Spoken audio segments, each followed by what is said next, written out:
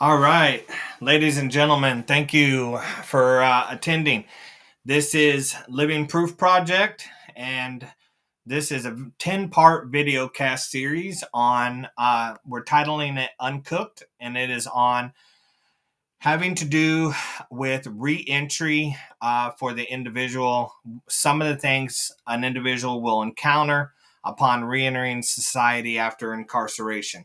Um, we're going to cover a few different subjects in the 10 parts. Today, we are talking about returning to family. My special guest will be my own father. His name is Jarvis Hochstedler. So that will be today. And I'm going to go ahead and put up a graphic here real quick, just so you guys can see some of the other subjects that we will be talking about over the course of the next 10 weeks on Thursday at 7 p.m., minus the holiday week. So the holiday week we will skip. So next week, returning to old friends. My best friend and one of the closest guys that has walked a lot of this out with me, his name is Stacy Brown. He'll be my special guest. Returning to where it happened, special guest is Chief Brett Lester from Sandusky, Michigan. And expectations that fall flat will be the director of the Hoosier Initiative for Reentry, Carrie Heck. Mapping the hard road to success, still waiting on a guest for that one. Employment with a record will be Molly Bennett, the program director for the Hoosier Initiative for Reentry, the Northern Division. A letter to employers will be from a HR executive who works for a company that hires felons or people who have come out of incarceration. Housing truths, do's and don'ts. We will just talk. I will be trying to get a person that is good with property management as a guest. And then self-efficacy, your only tool, which is a big one, and the ultimate rebuild. So with that said, I got that stuff out of the way. You can obviously find these on Living Proof Project on YouTube, Living Proof Project on Facebook, and Living Proof Project on LinkedIn. So without further ado, I'm going to go ahead and ask my father to go ahead and join me in this conversation, and we're going to get to the meat of this episode. Hey, Jason. Hey, All how are right. you? Okay. Well, ladies and gentlemen, this is Jarvis Hochstedler, also known as Chaplain Jarvis Hochstedler at an Christian organization in Florida. And he is my father, and he is probably the closest family related individual that I have that has directly felt the effects of decisions I've made, things I've walked out, bridges I've burned, so on and so forth. So I'm going to let my father introduce himself and say a little something, and then we'll get into some questions. Okay. Um, yeah, my name is Jarvis, and I'm going to say this that Jason and I have one big difference. He quit correcting people on how to say our last name, so I'm going to say it right. It's Hochstedler, not Hochstetler, though it looks like Hochstetler. It's actually Hochstetler. It is Swiss German, and that's the pronunciation. But Jason got tired of correcting people, and that's up to him. I thought tonight I would from what Jason asked me to share about. It's been a journey. It's still a journey. Um, will be a journey probably for some time to come through the years. The time that we have allotted tonight, I'll just say that we'll not possibly cover everything we need to cover. But Jason, give me some. You gave me some kind of some guidelines. I'm going to follow those guidelines. I want to honor that.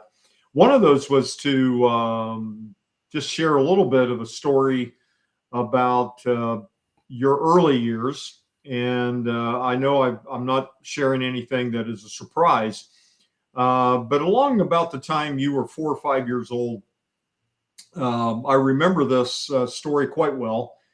Uh, we were gathered. We were in college. Had some friends over. They had children as well. They were all playing. Um, in the meantime, you had refused to go to kindergarten. There was no way you were going to start kindergarten.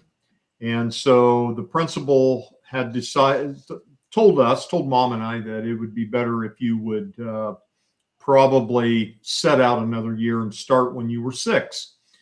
And he encouraged us to use flashcards, little cards that have the alphabet and numbers and things like that on it. And so we had been doing that. We continued to do it. I don't know how many times I would get home and mom would be working with you, and one or the other of you would be crying or upset and going on, but you absolutely refused to count to 10 or to do your alphabet. So Jason would just not engage, and we as parents were really beginning to believe that Jason was had a learning disability, had something going on. We were trying to figure out what might be happening, because all the other children his age were just off and going and learning these things, no problem. Well, the children began to play hide and seek, and all of us adults were in the kitchen around the table playing cards. The kids decided the refrigerator would be it. That would be base. And Jason was first to go. Well, mom and I looked at each other, and we knew that his ability to count to 30 was not going to happen. We were probably going to be embarrassed, and we didn't quite know what we were going to do, but we decided to just sit and let it happen. Well, what happened is that he counted to 30. He missed one number, and we looked at each other and realized he had been sandbagging us for the entire time. He was actually quite well down the road, was able to do alphabet and numbers quite beyond 30. And I share that story with those listening tonight just to say that story in a nutshell, in a capsule, was our journey with Jason for the rest of the time. Stubborn, strong-willed. No motivation. There was nothing to do that would motivate. Basically, if you didn't want to do it, it wasn't going to happen. It didn't matter what we did. So would you say there is definitely a strong case for rebellion at a very early age? Rebellion started at a extremely early age. We are people of faith. We turned to get help. We thought, well, we have a strong-willed child. We have this person that is really kicking back. Quite honestly, our first child, our daughter, had been very compliant, very, very much engaged, and not a problem whatsoever. And now we figured, well, we've got one that's just opposite and is going to be a challenge as we go through. And what we began to realize, the older you got, the more difficult the challenge became. I would say the lying started somewhere in the 10, 11, 12 range. Your first brush with the law would have been around 15. 15. Yep. Yeah, I think it was 15. Yeah. You and I that was the first time I exacerbated a problem beyond what it actually should have been exacerbated because of my dishonesty. Let's clarify that too, because it was my issue with telling the truth to any authority figure, including the police department, that actually turned what could have been a probably week-long investigation that would have ended up with me being um, released, and obviously turned into an entire summer-long situation.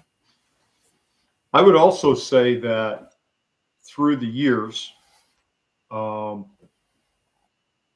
I have rarely known you to ever admit to actually doing something wrong. And Yeah. there was um, there was no way that was going to happen. And I want to say that um, our journey, Mom and I's journey in this, has almost been a lifelong journey with you. And one of the things that, I mean, it went from strong-willed child to maybe ADHD, maybe something happened during birth, maybe which it was a seamless birth. There were no problems there, but we thought if something, but we pretty well exhausted ourselves trying to figure out what was going on. And we went to doctors, as you well know. We went to all kinds of things along the way. It was at times exhausting, as and everybody had an opinion. Probably some of the most hurtful things that came out of it was that family wanted me to talk to other family who seemingly had perfect children, and if I would just talk and do what they would do, then I too would have perfect children, and that's just all that needed to be done. Extremely hurtful, very difficult. So the ripple effect went far outside of mom and dad. It was felt throughout the family. Well, it was felt throughout the family. It was felt deeply by your sister, Yeah. who went to school with you, Right. rode the bus with you, rode to school with you in the car, or she drove. Um, and yeah, it began there, continued on. Um, all the when you talk about the ripple effects, and I'm not sure who all's listening in today or whatever, but when you talk about the ripple effects, I know that I could have I could have gotten you a job at any number of places that would have been a great job for you as a young man, to make a few bucks, put it a little away, have something to do, something any kid I would have killed to have. I didn't have that Right. opportunity. I worked with dad. I worked for free. And so I had all kinds of things that would have been great pieces along the way. And after two or three different encounters with employers and stuff, people that I knew, some people I'd known almost my entire life, that bridge was burnt, and they told me I can't have Jason working for me. And so I had some real I had some it created. You have one of the questions here was what were the direct effects that some of this had on family. And I just jotted some things Yeah. down: hurt, shame, anger,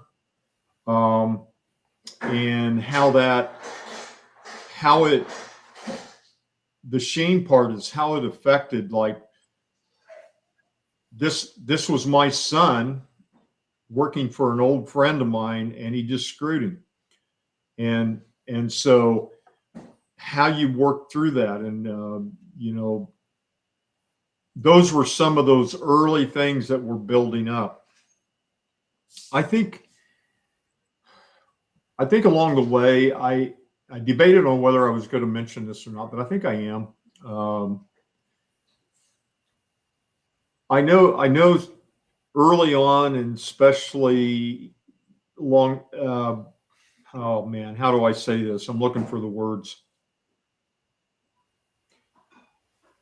I know that three specific times, um, I was I was killed off.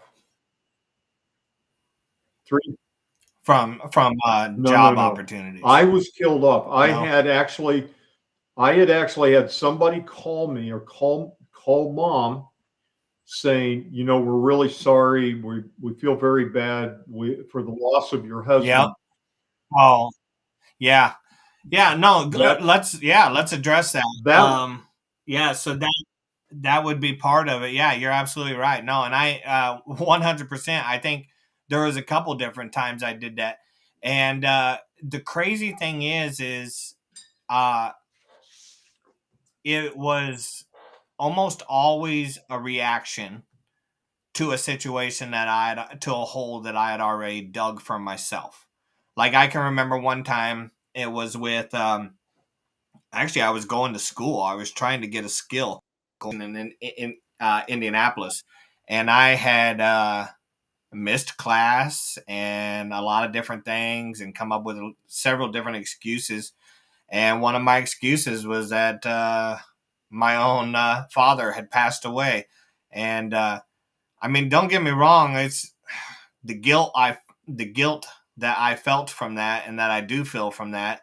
I mean, I do have a high level of guilt from those, but the extremities of what I would go to cover things up after I'd already made a mess, instead of just revealing the mess that I had made and facing the truth, a lot of times the cover up just made it 1,000 times worse.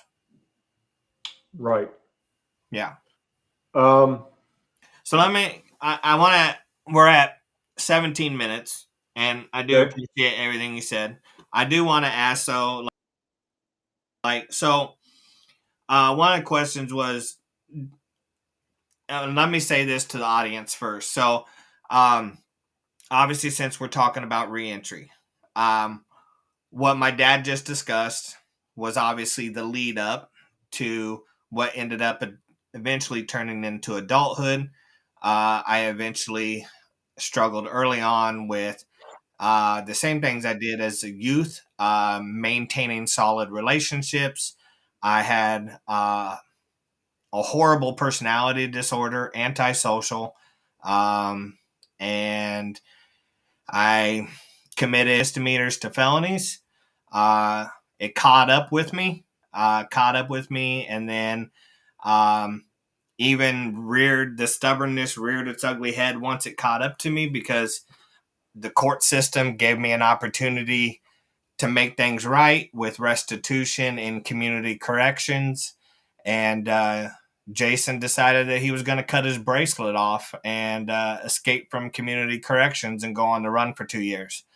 But it was 2013 that the U.S. Marshals Fugitive Task Force team finally caught up with me in Indianapolis, Indiana, and I became known to the state of Indiana as inmate 210782,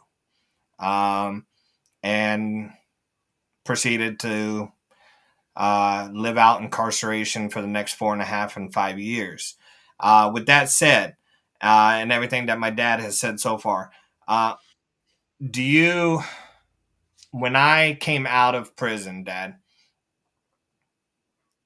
was there any difference in terms of like my mental stability or instability, um, my emotions? Was there more anger? Was there less anger?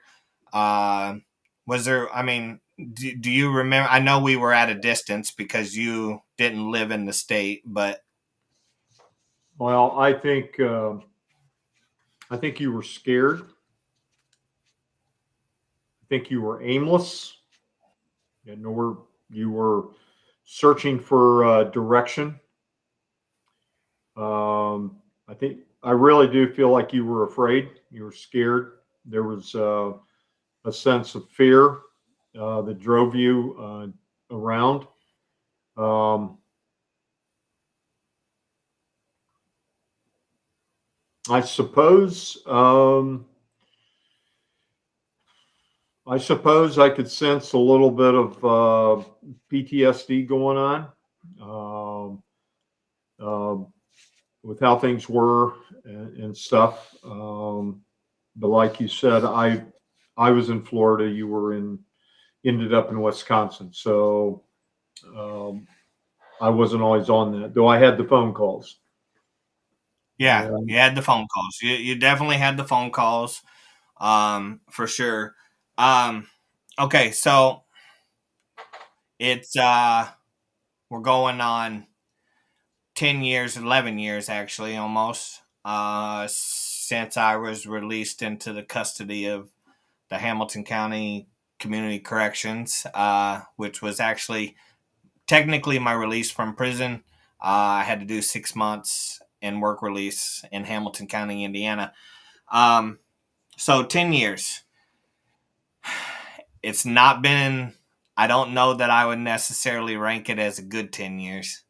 That's a tough pill to swallow. I don't want to say it's been a horrible 10 years. I don't know that I can really classify it other than to say that there's been some mountains of success and there's been some really deep, dark valleys of failure over the 10 years. Um, but I've made progress. And like my father has said, there is still a lot of progress to be made. So, with that said, 10-year mark, Dad. So, at 10 years, where I sit right now for progress being had, what would you say are some of the drivers and motivation to get to this point? um, I've thought about that one. Um, I think you've come to a point where you. Um, Let me just say this: as people of faith, um, there are any parents listening in, grandparents listening in. Um, we had to come to a point that I knew that I would not be the one to help you. I I would not be the one to help you. I couldn't do that. I was too much invested. It was not going to happen. Say that, you got to say that louder, man. If there's parents hearing, right? If you hear, you listen to this video later, listen to my father on this one. Um, Um, the only thing that mom and I could do, we maintained, contact. A lot of times, and you know this, a lot of times you'd call. I'd listen to you BS for whatever amount of time, knowing that it was probably maybe a freckle of truth somewhere in the middle of it, but largely it was just a load of hooey. But I always knew that I was not going to be the one to fix it. And so my prayer, and if you're a person of faith, I just put this out there. My prayer was that God would put in my son's life people that would be able to reach him.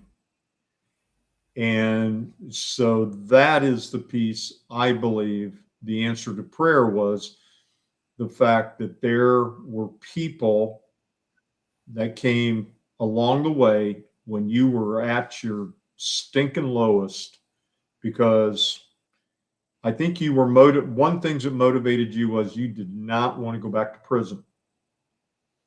And yeah, and absolutely that not. was Yep. that was a big motivator. But And I came awfully close a couple times in reentry. If we're talking about the next 10 years, I came awfully close a couple times.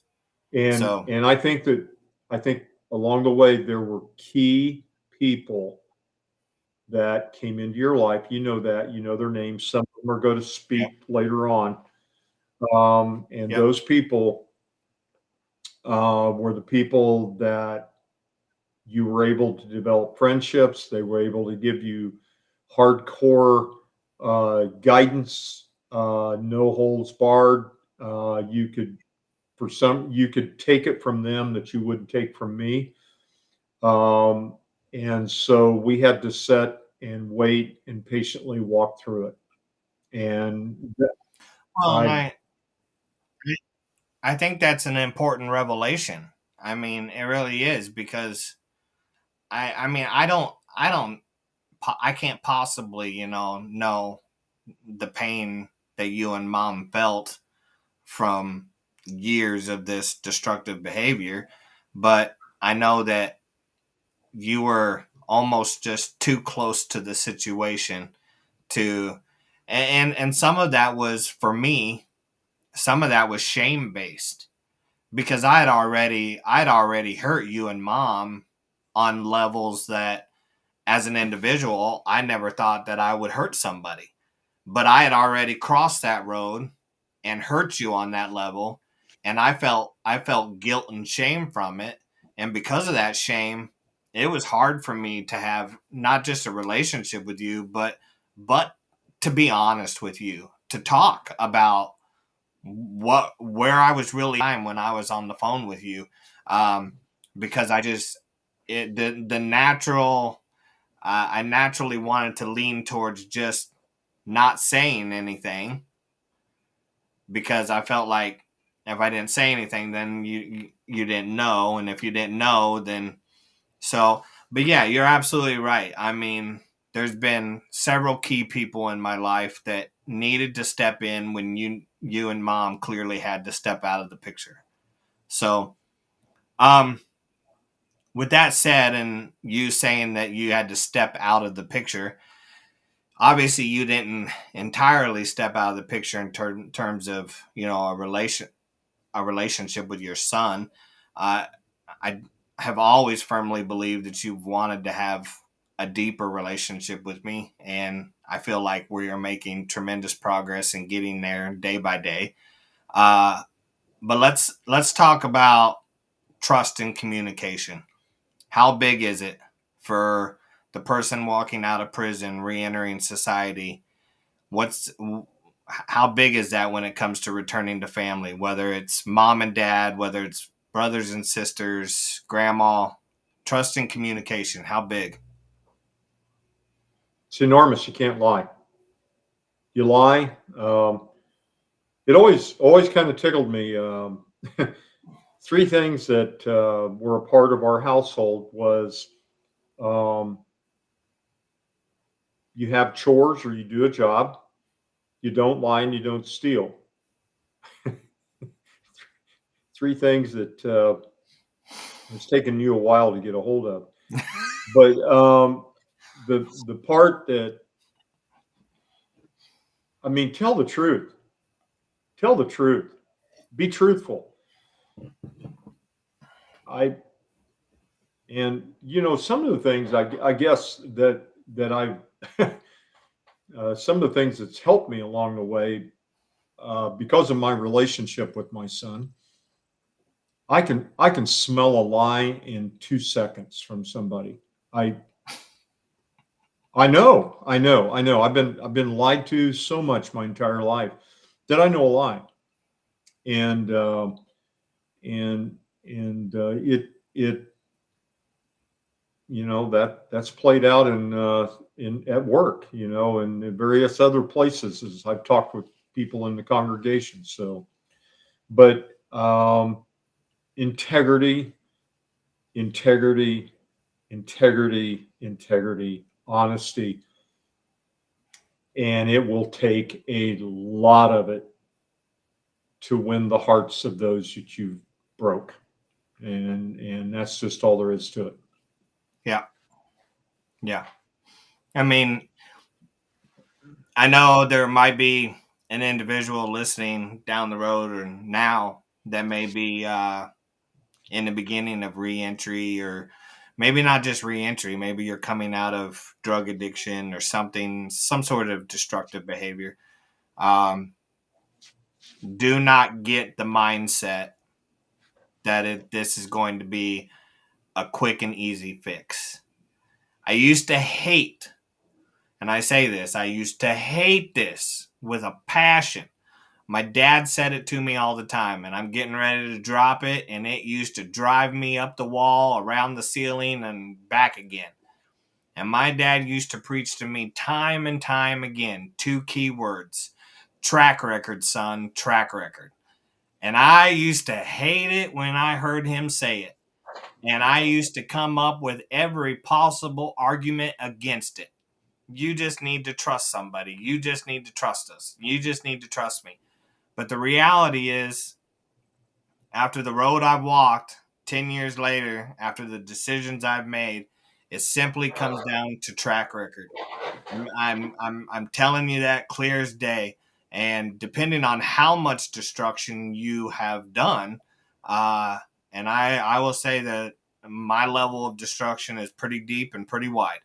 And depending on that level of destruction and that level of track record, just plan on sitting back and watching it unfold over the course of probably a couple decades. I know for me, I mean, it just depends on, like I said, how bad the destruction is. So don't fool yourself. Don't give yourself any false realities or false hopes. And that goes for both the individual and the families involved. Um, okay, so we're gonna try to move this. So boundaries. Let's have you hit on boundaries real quick. What kind of boundaries do you feel need to be in place or should have been in place? Well, boundaries. With I mean, boundaries, and I thought about this one as I looked at that. I just jotted a note there and put fences. Fences. How do I say this? I am 30 plus years dairy farmer before finally taking full time ministry. But we had fences. Fences are boundaries.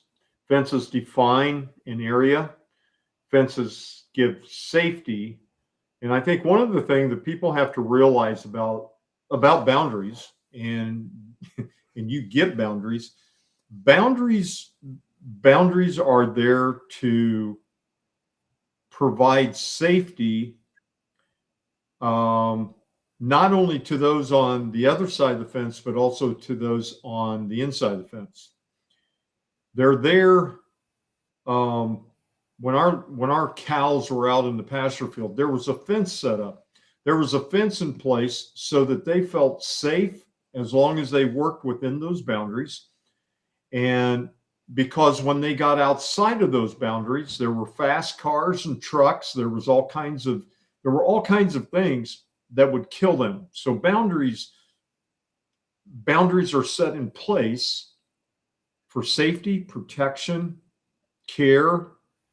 Some of the boundaries, along the way, Jason, you may not even realize some of the boundaries that Mom and I put in place. One boundary, we began to protect ourselves, especially emotionally, against you.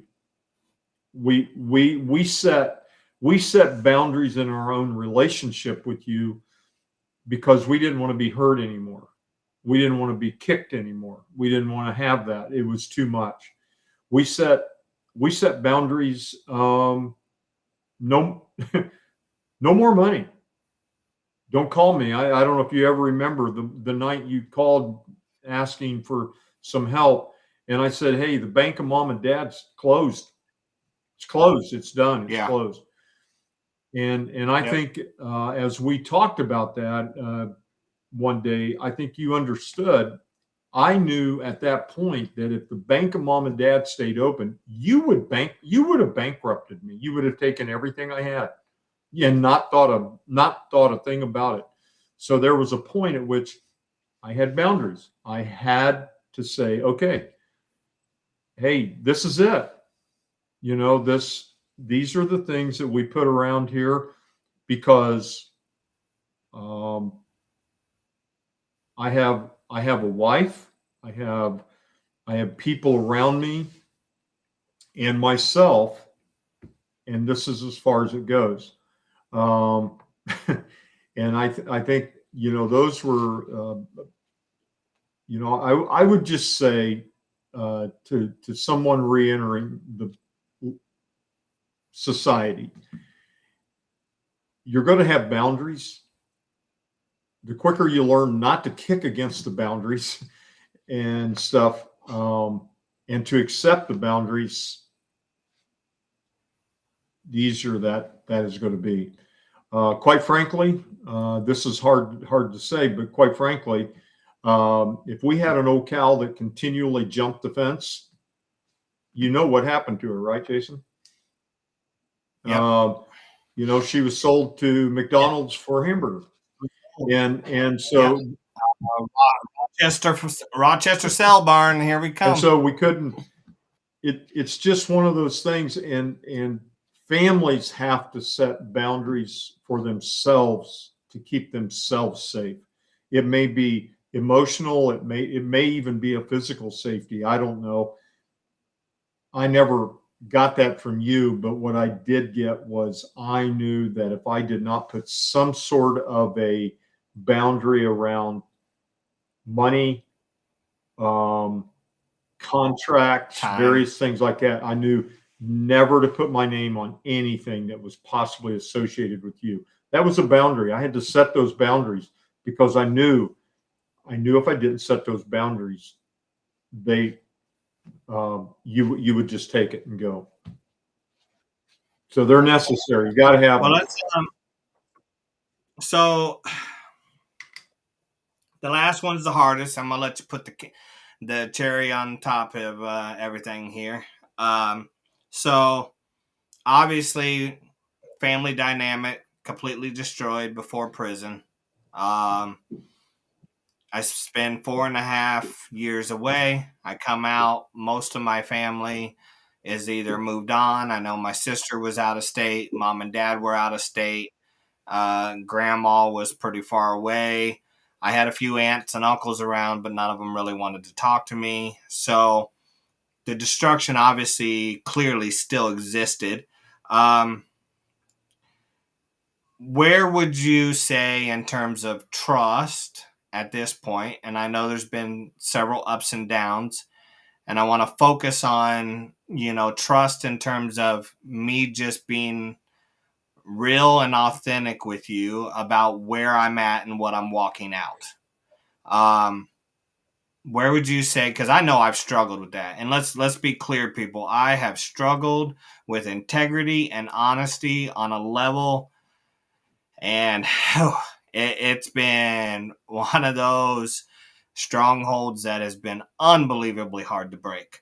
That is a harsh reality for me, but I walk it out every day, and I'm starting to see a little bit of harvest from some seeds that I have planted in terms and staying within the boundaries.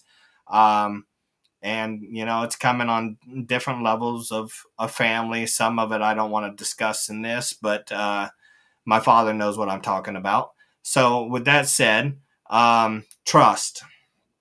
Has there been a rebuilding of trust? Maybe not considerable, but has there been a rebuilding of trust? Has there been a sense of healing, like you can, like you have a son again, I guess, for lack of better words?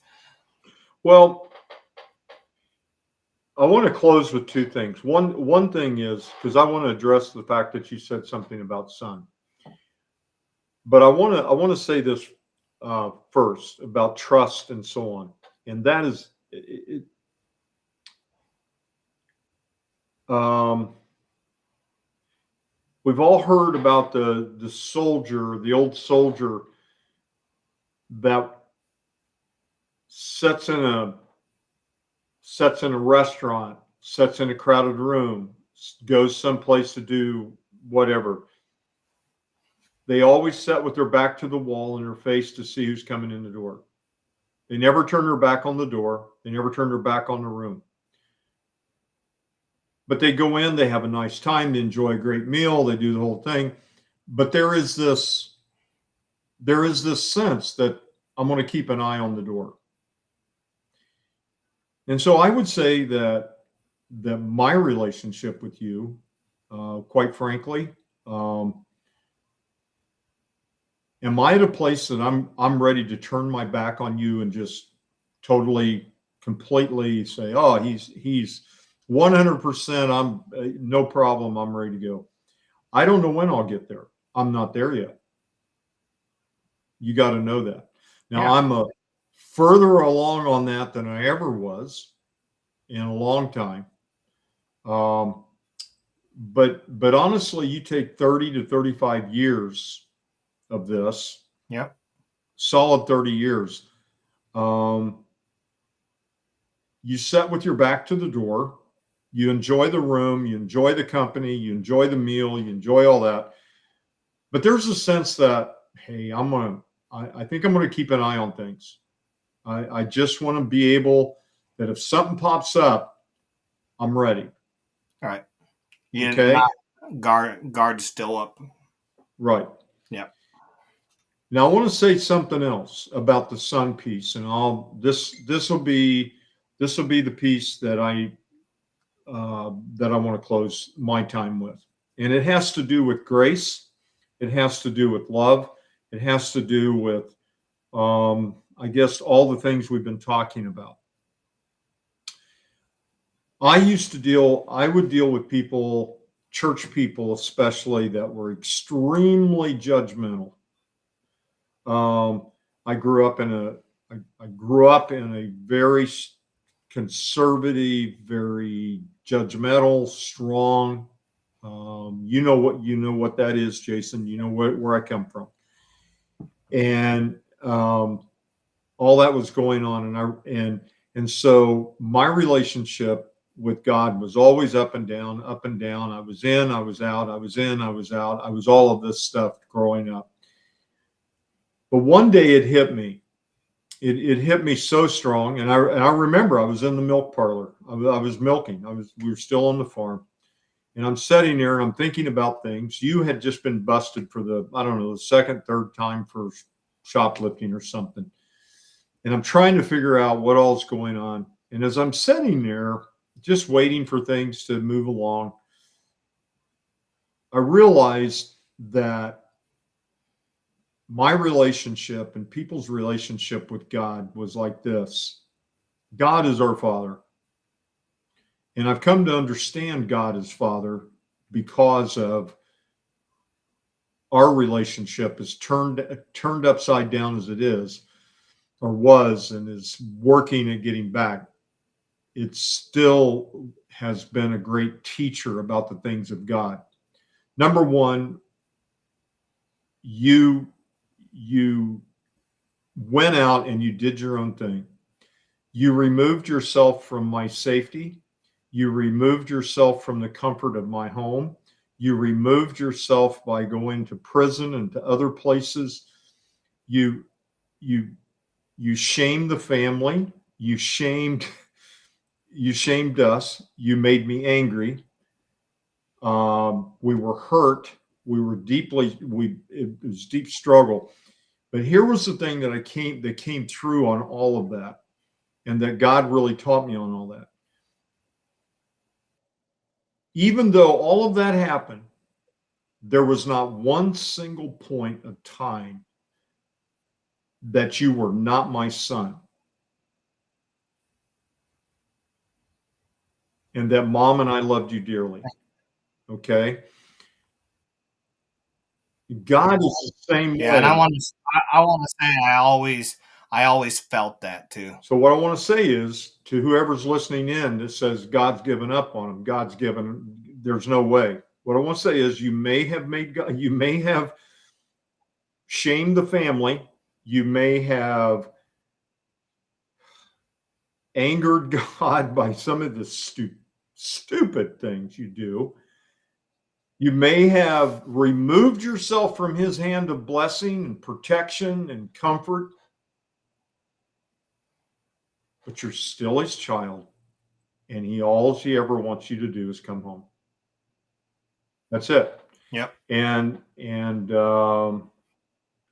So yeah, I think I'll leave it at that. Yeah. All right. Well, so we went a little over time. Obviously, in the future episodes, we'll try to adjust some things. I knew this was going to be a hard conversation. I also knew, like my dad said in the beginning of this episode, no possible way to cover everything that could possibly be covered in 30 minutes, 45 minutes. Um, you could probably have a 10 or 20 part series just on returning to family, given the dynamic involved between me and my father. I will say that all the words my dad said, absolutely true. I love my parents. I had an amazing upbringing. Um, Always had everything provided for. Cannot lean on anything from my childhood as an excuse for where I ended up. That's just a hard reality, and there may be people who are going to listen to this that's the same reality you need to face. That you ain't got nobody to blame but yourself, and it starts with that. If you can start to be real with yourself, then you can start to be real with other people. Took me a long time to be real with myself, but that's truth. Once I was real with myself, then I could start to be real with other people. I have a lot of people to thank for that. Couldn't possibly name all the people. Well, I mean, just a lot of people who taught me relationship, integrity, boundaries, honesty, and most importantly, guys, in terms of faith, I know that there are many different paths that people take when it comes to reentry, incarceration, and stuff like that. My path was faith. My path was faith for one key reason, and that is because my parents raised me on a foundation of faith. There was a foundation of faith that had always existed in my life well before I'd gotten off track. And I can guarantee you, clear as day, that if you are a parent with a young child and you're listening to this because you have a brother or sister incarcerated, those little kids at home, try to raise them. I am facing down the reality of having children where, because of my actions, I was a deadbeat father for many years. That's brutally harsh to take.